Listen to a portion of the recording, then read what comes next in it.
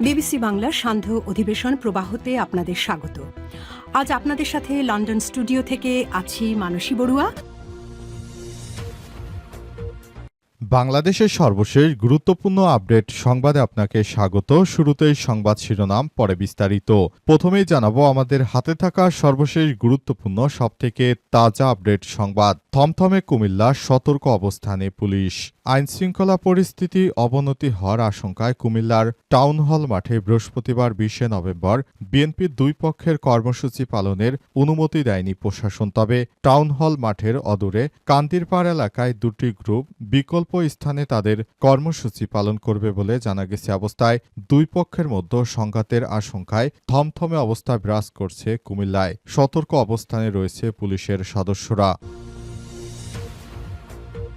এরপর জানাবো তত্ত্বাবধায়ক সরকার ব্যবস্থা পুনর্বহাল, চতুর্দশ সংসদ থেকে কার্যকর। সংবিধানে ত্রয়োদশ সংশোধনী বৈধ উল্লেখ করে নির্বাচন চলাকালীন তত্ত্বাবধায়ক সরকার ব্যবস্থা পুনর্বহালের রায় দিয়েছে আপিল বিভাগ। আজ আদালত থেকে এই রায় দেয়া হয়েছে। রায়ে বলা হয়েছে এবার নয়, বরং এবার অন্তর্বর্তীকালীন সরকারের প্রধান উপদেষ্টা ড. মোহাম্মদ ইউনূস সরকারের অধীনে নির্বাচন হবে আগামী চতুর্দশ সংসদ নির্বাচন থেকে তত্ত্বাবধায়ক সরকারের অধীনে নির্বাচন অনুষ্ঠিত হবে। আর এবার অন্তর্বর্তীকালীন সরকারের প্রধান উপদেষ্টা ড. মোহাম্মদ ইউনূস সরকারের অধীনে নির্বাচন অনুষ্ঠিত হবে বাংলাদেশে। এদিকে রাজসাক্ষী আফজালুলের জেরা ঘিরে ট্রাইব্যুনালে হট্টগোল। জুলাই গণঅভ্যুত্থানে আশুলিয়ায় লাশ পোড়ানোর মামলায় রাজসাক্ষী এসআই শেখ আফজালুল হকের জেরা ঘিরে আন্তর্জাতিক অপরাধ ট্রাইব্যুনালে হট্টগোলের সৃষ্টি হয়েছে। জেরার একটি প্রশ্ন করা নিয়ে প্রসিকিউশন ও স্টেট ডিফেন্স আইনজীবীদের মাঝে প্রায় ঘণ্টাখানেক তর্কাতর্কি হয়। জানাবো গুলির নির্দেশ দেয়নি, এটা এদেশের আইন বললেন ডিএমপির কমিশনার। গাড়িতে আগুন বা ককটেল নিক্ষেপের চেষ্টাকারীদের উপর পুলিশের গুলি চালানোর নির্দেশ তিনি দেননি বলে জানিয়েছেন ঢাকা মেট্রোপলিটন পুলিশ ডিএমপির কমিশনার শেখ মোহাম্মদ সাজ্জাদ আলী। তিনি বলেছেন, এটা এদেশের পুলিশের আইন, এটা পার্লামেন্ট থেকে আইনটা হয়েছে। এই আইন আমি তৈরি করিনি, আইন আমাদের পার্লামেন্ট থেকে নির্দেশনা জারি করা আছে যেন ঢাকাবাসীর কোনো ক্ষতি হলে আমরা গুলি চালাই। এবং সর্বশেষ জানাবো নারীর ঘুষি খেয়ে অস্ত্র ফেলে পালালো 3 ছিনতাইকারী। মাগুরার শ্রীপুর উপজেলায় অস্ত্র ঠেকিয়ে এক নারী এনজিও কর্মীর স্বর্ণের চেইন ও টাকা ছিনতাই করেছে 3 ছিনতাইকারী। আজ আমলসার ইউনিয়নের কোদালা ও আমলসারের মাঝামাঝি সড়কে এই ঘটনা ঘটে। ধস্তাধস্তির এক পর্যায়ে এলাকার লোকজন এগিয়ে আসলে ওই ছিনতাইকারীরা অস্ত্র ফেলে পালিয়ে যায়। স্থানীয় সূত্র থেকে জানা যায়, ব্রাক টিকারবিলা শাখার ওই নারী কর্মী মোটরসাইকেলে লাঙ্গলবাদ বাজার থেকে অমলসার যাচ্ছিলেন। প্রতিমধ্যেই কোদালা এলাকায় 3 ছিনতাইকারী তার গতিরোধ করে তার গলার স্বর্ণের চেইন ও ব্যাগ ছিনিয়ে নেওয়ার চেষ্টা করে। অবস্থায় ওই নারীর মারপিটে পালিয়ে যায় ওই ছিনতাইকারীরা।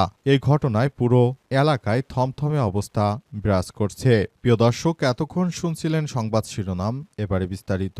তবে তার আগে বন্ধুরা অনুরোধ থাকবে এই সংবাদটিতে একটি লাইক দিন। এই চ্যানেলে আপনি নতুন হয়ে থাকলে আমাদের সংবাদটি দেখতে দেখতে চ্যানেলটি সাবস্ক্রাইব করে রাখুন। কমেন্ট করে বন্ধুরা আপনার মূল্যবান মতামত জানিয়ে দিন আপনি বিশ্বের কোন দেশ থেকে বা বাংলাদেশের কোন স্থান থেকে আমাদের সংবাদটি দেখছেন এবং শুনছেন। আর বন্ধুরা, সংবাদটি আপনার সোশ্যাল মিডিয়া ফেসবুকে শেয়ার করে বন্ধুদেরও দেখার সুযোগ করে দিন।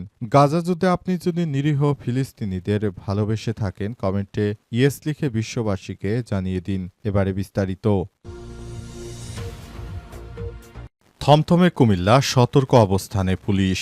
আইনশৃঙ্খলা পরিস্থিতির অবনতি হওয়ার আশঙ্কায় কুমিল্লার টাউন হল মাঠে বৃহস্পতিবার 20 নভেম্বর বিএনপির দুই পক্ষের কর্মসূচি পালনের অনুমতি দেয়নি প্রশাসন। তবে টাউন হল মাঠের অদূরে কান্দিরপাড় এলাকায় দুটি গ্রুপ বিকল্প স্থানে তাদের কর্মসূচি পালন করবে বলে জানা গেছে।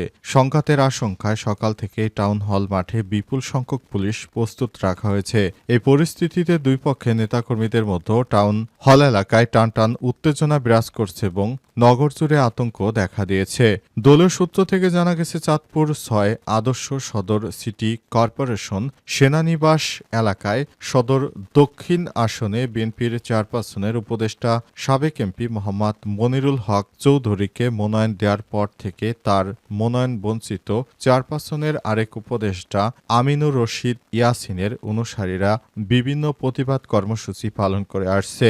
নির্বাচনকে সামনে রেখে একই দিনে একই মাঠে দুই পক্ষের অনুষ্ঠান আয়োজনকে কেন্দ্র করে নেতাকর্মীদের মধ্যে উত্তেজনা দেখা দিয়েছে। এর আগে মনিরুল হক চৌধুরী বৃহস্পতিবার টাউন হল মাঠে জনসভা আয়োজনের ঘোষণা দেন। একই দিন ইয়াসিনের অনুসারীরা চেয়ারম্যান খালেদ জিয়ার রোগমুক্তি, চেয়ারপারসন খালেদা জিয়ার রোগমুক্তি এবং ভারপ্রাপ্ত চেয়ারম্যান তারেক রহমানের সুস্বাস্থ্য ও দীর্ঘায়ু কামনায় দোয়া মাহফিলের আয়োজন করেন। উভয় পক্ষই বুধবার থেকে মঞ্চ প্যান্ডেল প্রস্তুত করতে শুরু করে নিয়ে স্থানীয় রাজনীতিতে উত্তেজনা সৃষ্টি হয়। এরপর থেকে এই ধরনের ঘটনা ঘটল।